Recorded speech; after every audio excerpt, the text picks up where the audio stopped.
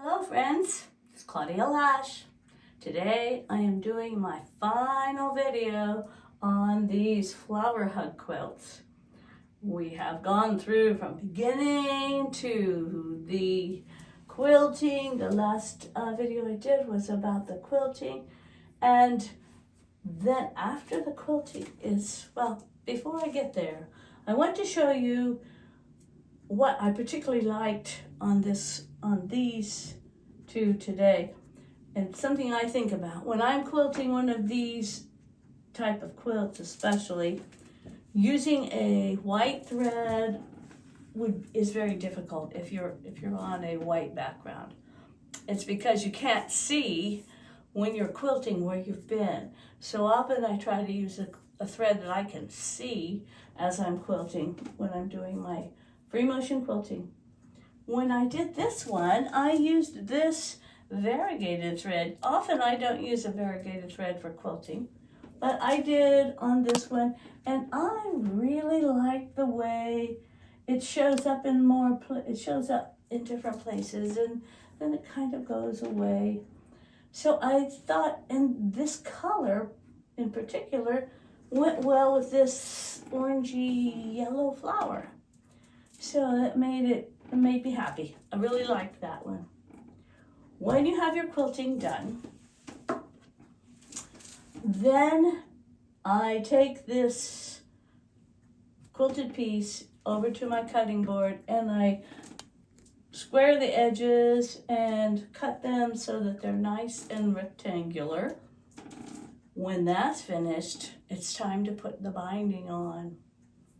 For my binding for these, I usually cut the binding at 2.5 inches wide, and I need about 80 inches, something like that. When I make a kit, I put 80 inches in to make sure I have plenty. And then I apply it like regular binding. On my website, I have at least 2 or 3 previous videos about putting binding on and about how I put it on, and there's one video that talks about how I connect the 2 ends when I get to the end, so you can check those on my website. On this binding in particular, I sewed it on all the way around, connected the 2 edges, and then I thought, usually I hand do the binding on the back, but this time I thought, I'm gonna have to just think about that. It doesn't matter. I think I can do them with this quick binding stuff. So I'm gonna take this one down just a little, just so I can show you. On the back, instead of doing it by hand, I used my machine and flipped it over and I sewed on the top, right in the ditch, and then it caught it in the back. It's much faster, gives me a little bit more time to move on to add the beads and the buttons. There is my nice little note on the back, thinking of you. And when I put the beads and buttons on, there's often questions about doing beads and buttons. For these quilts, I pretty much do a similar thing. I put 1 button or 2, this one has 2, this one has 1, in the middle.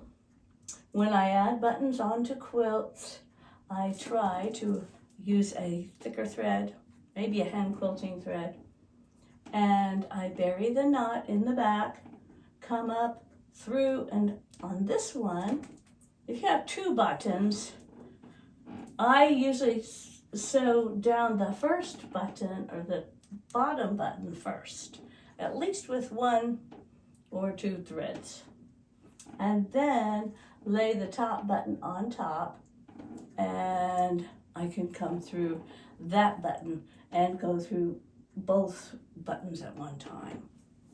In order to decide where the buttons are going to go, I use 2 pins in the top. I just put 2 straight pins in, And that way I can see on the back where I need to go up in the front. I also have a video on my website called Embellishing a Quilt. And there is a lot more there about adding beads and buttons. On these quilts, I pretty much always add some beads right around the center.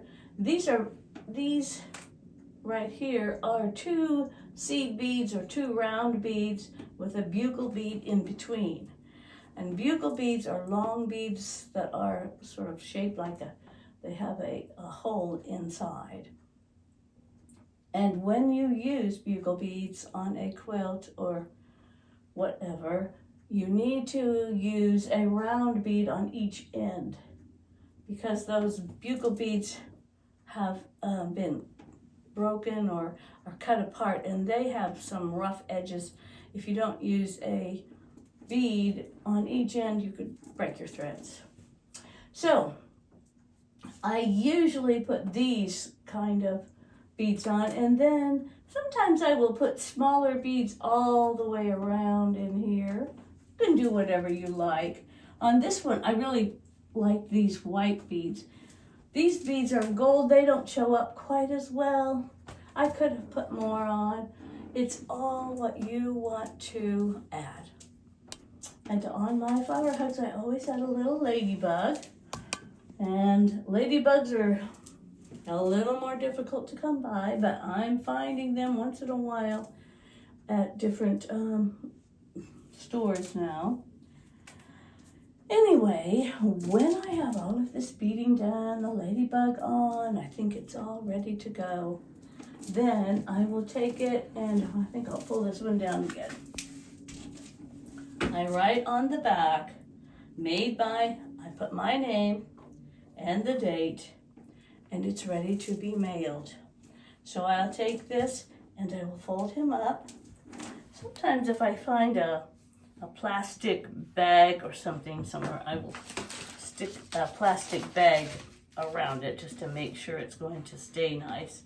And then you can fit, let me see, I think these, you can fit it in. This is a USPS envelope. These are a little bit more expensive to mail, but I think it gives it a little bit more protection. You can put this inside and then address it and stick it in the mail. I take it usually to the post office. It costs about $10 and $10 to $11 now, but it's a nice way to get it there to your friend safe and sound. So I think that's all I can think to tell you about flower hugs and how much fun I have making them. They're fun to make, and it also makes you feel like you're doing something useful when you know somebody else is going through a hard time.